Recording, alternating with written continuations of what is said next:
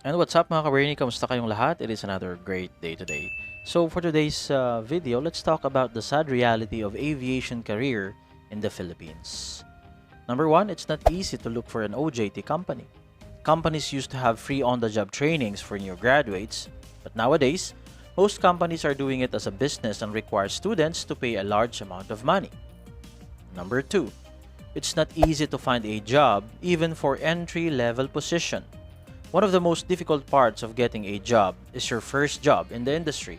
Most often than not, companies make it difficult for newly graduates to find a job even in an entry-level position.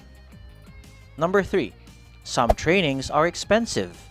Just like the OJT, training especially for newly graduates and even for students are expensive. Although it is understandable due to the materials and personnel conducting the training, sometimes it's really difficult for students and newly graduates to enroll in these training courses. Number 4. Some qualification requirements are very high.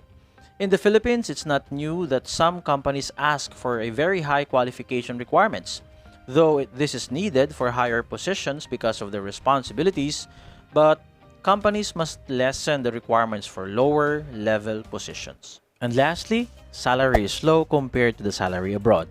Although we often hear that AMT jobs pay a lot, while in the Philippines, sadly it's not the case, unless you are a manager or in a higher position. And that is why aviation personnel in the Philippines choose to go abroad.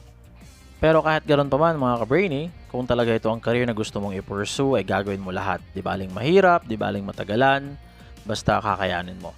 Tiwala lang, sabi nga nila. So just continue pursuing your dreams. Always do your best. Kahit saan kang company mapunta, mapa-Pilipinas man o ibang bansa, gawin mo lang lahat na makakaya mo. Mag-aral ka, pag-usayan mo lagi.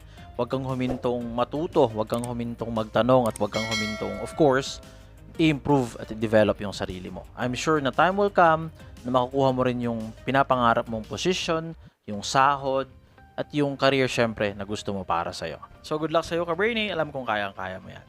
Maraming salamat po mga Ka Brainy sa walang sawang suporta. Big shout out to Mr. Ian Jonathan Francisco and sa pinsan ko po, Mitchell Las Piñas. Take care, Ka Brainy. God bless you po.